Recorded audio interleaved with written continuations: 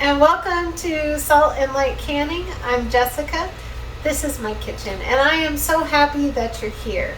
Today we are making a Sloppy Joe starter. Now we eat Sloppy Joes in my house probably a couple times a month. My family really enjoys it. And I make my own sauce, and this just makes my weeknights easier. So I was waiting for tomatoes to come in out of the garden and zucchini and peppers and all the things to come in out of the garden. But this year we didn't have a great tomato year. So what do you do when things just don't quite work out? Because I still want to make good food. I still want to make my weeknights easier for dinner. So what do? Well, what I do is I buy some number 10 cans of tomatoes to make my sauce. Now, you might want to you can buy just like tomatoes, tomatoes from the store if that's what you want to do. To me, that's not always cost effective. And part of the reason why I do home canning is to make it more cost effective. Are you going to help me? Thank you. This is my wonderful husband, Michael. Thank you, honey. So, it can be prohibitive to purchase a bunch of tomatoes to make your sauce. And part of canning for me is saving money. Part of it is to have healthy food for my family. So depending on why you do canning, you may want to buy tomatoes. I've used these number 10 size cans of tomatoes a lot and never had an issue, never found anything funky or weird in my tomatoes. They're always wonderful, so I'm going to use them. I'm also using some bags of frozen shredded zucchini from the garden because this helps where I don't have to cook my sauce down as much, and also is providing more vegetables for my family. So I have tomatoes in here, I have zucchini in here. I'm going to get this started to heating up, and I'm going to chop my other vegetables. So we'll be back in just a few minutes. So I'm going to work on our vegetables. Some of these peppers we grew, and they are beautiful, but they're not very big. These, I think, are the candy stripe or Christmas stripe or something. I don't know. But that's what I have available. And then I purchased some through my bulk grocery order. So we are going to chop all of the peppers, and I'm going to use some for the sauce, and the rest we will put in a freezer bag for recipes later. So you can do that with your onions and your peppers and your zucchini, or just your tomatoes. You can chop them and put them in a freezer bag and save them until you're ready to process them into something else. So my wonderful husband, who bought me this fancy chopper thing, is gonna help me. You don't have to have a fancy chopper thing. You could just use a knife. But today we're doing large batch processing. So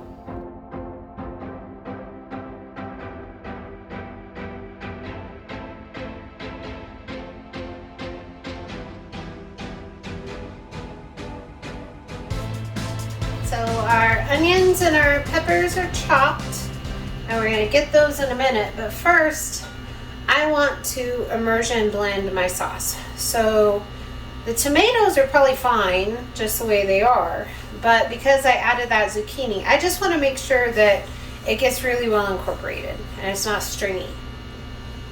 So just going to immersion blend that a little bit.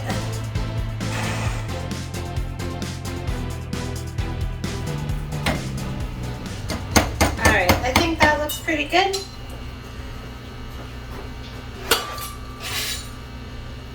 Set over there. Now, personally, in Sloppy Joes, I like a chunky sauce. Okay, if you don't, then you don't have to add the zucchini or anything, or you can just blend it all up. Do what your family likes and what they're going to eat. All right, so now we're gonna add our onions and our peppers.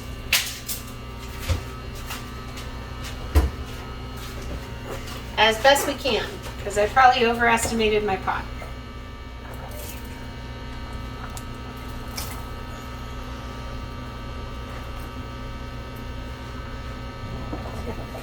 Oh, I can see this side, I'm sorry. It's okay, that's enough.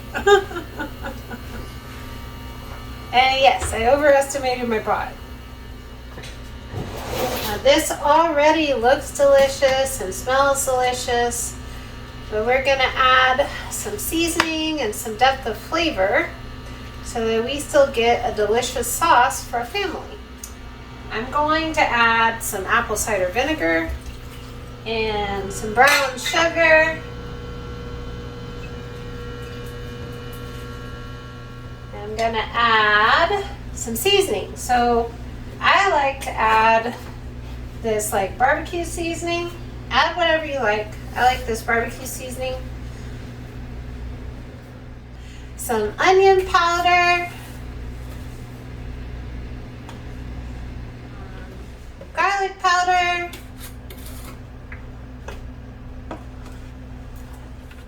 Some black pepper.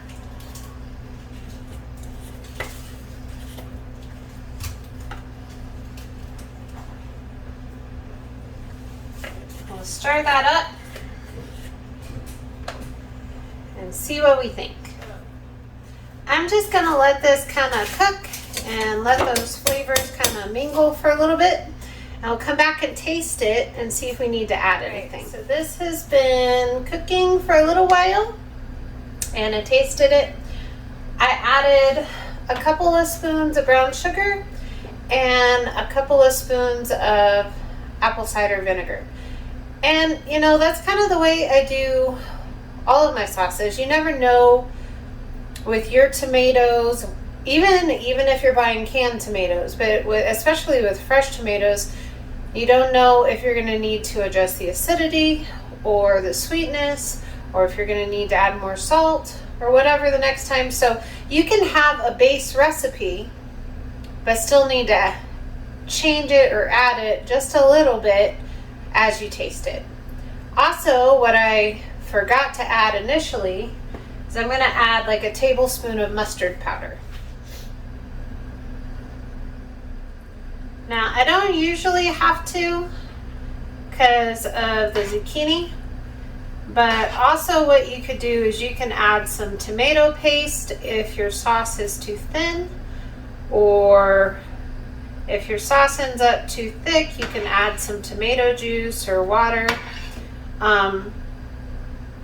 Just adjust it to your needs and your family's likes. So I'm gonna just let this cook again for a little bit longer, and I will taste it again before I put it in the jar. I wanna make sure that it's where we like it before I put it in the jar.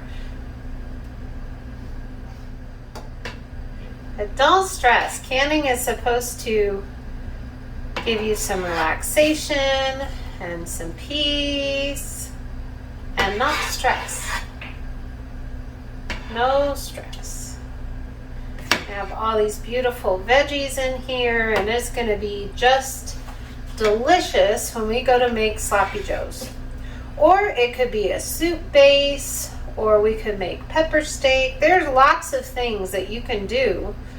Just because you made a sauce for one thing doesn't mean that it can't turn into something else great. So I'll be back when I'm ready to put this in the jar. All right, so our sauce is ready to go in the jars, and it is just lovely. Just love it. It's wonderful. Very excited to finally have this back on the shelf. I'll probably do at least 2 batches of this for the year because we just love it. Everybody, we share some, everybody loves it. Now you're going to want to give it a really good stir because sometimes that zucchini can like settle. So you want to stir it up really well. Make sure you're getting all your vegetables and your tomatoes in the scoop. It's going to be just delicious. It's a thick sauce because that's how I like it. If you don't like it this thick, then you don't have to make it this thick. It's okay. Okay, I'm going to fill to 1 inch of headspace because I'm pressure canning. Now, tomato products in general tend to siphon, and I don't know why, they just do. So you're gonna want to make sure that you really stick to that 1 inch of headspace. Now I'm debubbling really well because again I have those chunky vegetables in there.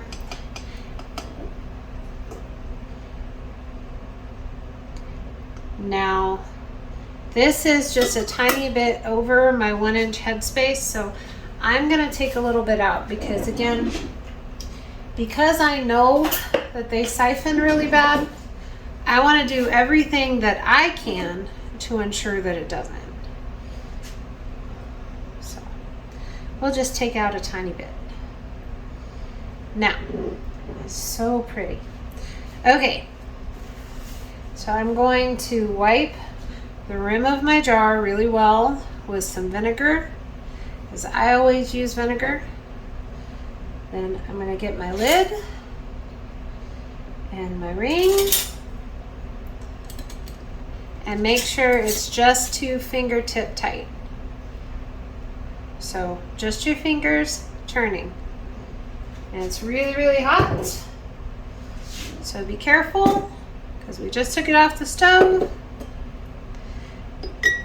And fill our next jar.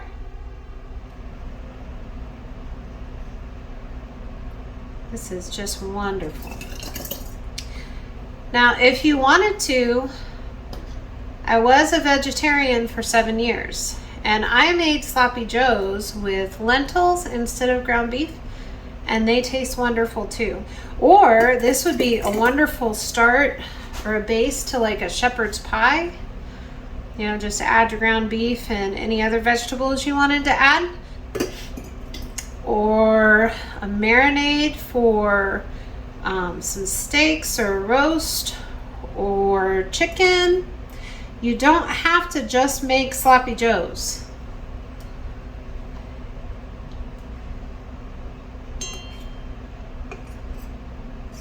And I don't know how much a can of like a sloppy joe starter is at the store,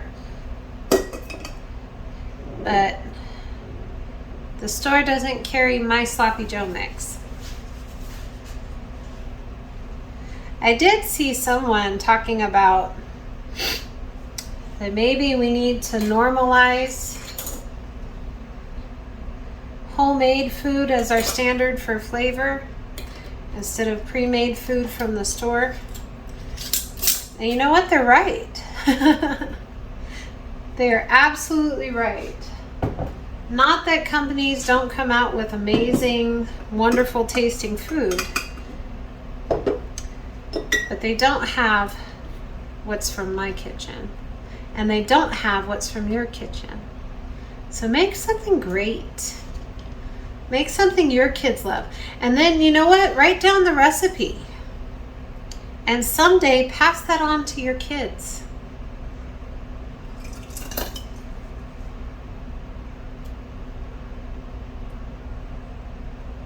I'm just going to keep filling jars. This really does. It just makes me so happy to be able to make homemade food for my family and put it on the shelf. So I'm going to keep filling jars. I'll be back when I'm putting them in the canner.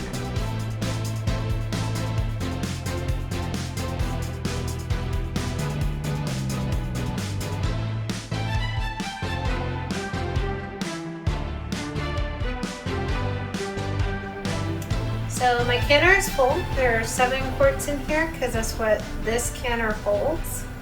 I'm going to put the lid on.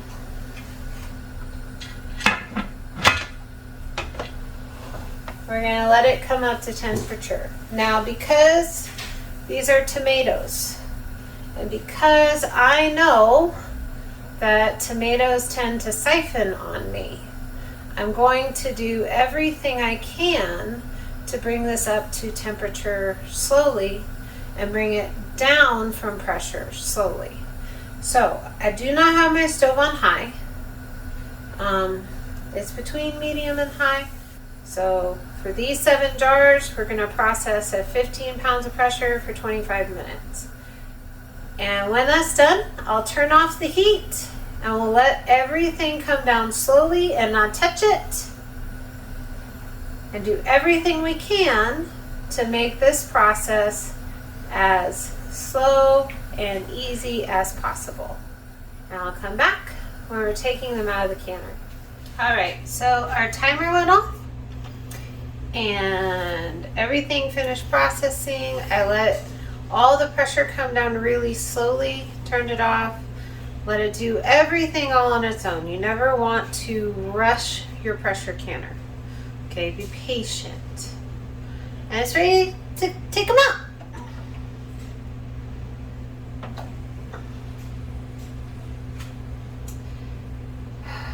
I'm so excited to have this back on the shelf. These are going to sit right here overnight and relax and seal and have a good night and be wonderful sloppy joe sauce or soup base or whatever I decide to make it into, because the possibilities are endless. If you haven't had a great tomato year, I am sure that you can find a way to turn it into a blessing anyway and still have the amazing food that you want on your shelf. So be so blessed. Know that you're loved and be a blessing to someone else. We'll see you in the next video.